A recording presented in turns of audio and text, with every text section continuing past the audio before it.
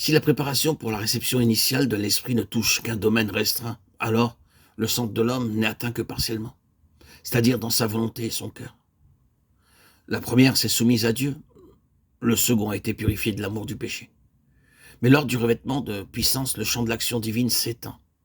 L'esprit de l'homme est alors dégagé des entraves de l'âme, affranchi des choses, même licites, qui sont du vieil homme, l'homme animal, charnel, de sorte que le croyant devient vraiment spirituel et qu'il est uniquement conduit par l'esprit. Il faut que toute inflexibilité, toute raideur de l'esprit soit éliminée pour que celui-ci soit absolument souple, docile et puisse collaborer aisément avec le Saint-Esprit. Tout esprit de ressentiment, de rancune, cet esprit qui se souvient des injures et ne pardonne pas, là où l'esprit est souillé, lorsqu'il y a un mélange de l'âme et de l'esprit par opposition à l'esprit qui, uni à Dieu, se conserve en toute pureté. Cet esprit donc souillé doit être absolument déraciné, rejeté. Autrement, les mauvais esprits auraient vite fait de s'introduire dans la place lorsque, par exemple, l'enfant de Dieu sera appelé à souffrir pour Christ et qu'il sera rejeté des hommes, ou bien lorsqu'il devra reprendre sévèrement le péché en autrui.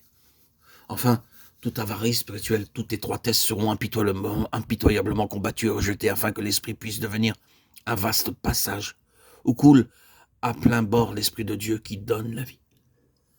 De plus, le chrétien qui recherche son vêtement de puissance doit être prêt à avoir le Saint-Esprit disposé de sa vie, la pénétrer, renverser tous les obstacles qui empêcheraient un service immédiat, abattre toutes les barrières qui empêcheraient qu'il se mît immédiatement au service du Seigneur.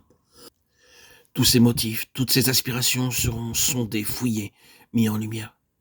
Il apprendra les principes de la justice, car le baptême qu'il recherche entraîne l'offensive contre le péché et Satan. Or, comment le Saint-Esprit pourrait-il convaincre de péché par la prédication de la justice si l'homme qui a été revêtu pour ce service ignorait la loi de la justice? Il faut que dans sa vie, le fidèle expérimente ce qu'est l'attitude de Dieu vis-à-vis du péché, pour pouvoir ensuite être son témoin et s'élever contre le péché en autrui. Si le croyant a remis à Dieu tout ce qui concerne ce baptême qu'il réclame, s'il a depuis quelque temps déjà saisi par la foi le revêtement de puissance et qu'il ne discerne aucun changement dans sa vie, il demandera à nouveau que Dieu renverse toutes les barrières et redoublera de vigilance pour discerner ce que l'Esprit de Dieu pourrait lui signaler comme faisant encore obstacle. Qu'il veille à ne pas se laisser suggestionner par les expériences de un tel ou un tel, à ne pas arriver sa pensée sur telle ou telle manifestation ou émotion qui, croit-il, sont les marques de ce baptême. Ceci placerait un bandeau sur ses yeux et l'empêcherait de voir l'exaucement accordé dans une direction opposée peut-être à celle qu'il attend. C'est ici d'ailleurs que le croyant peut inconsciemment donner prise aux esprits mauvais.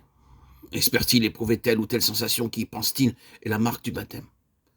Les esprits séducteurs emploieront tous les moyens pour procurer au candidat l'imitation, la contrefaçon de ce qu'il espère. L'effusion de l'Esprit de Dieu dans l'esprit du croyant porte sa propre marque. Elle brise les liens qui retenaient l'esprit captif et celui-ci s'élève alors dans la lumière, la liberté et la puissance. Les résultats de ce baptême du Saint-Esprit, c'est pour celui qui le reçoit, la liberté d'expression, pour rendre témoignage. Et chez les auditeurs, cette conviction de péché qui est le but ultime de la venue du Saint-Esprit.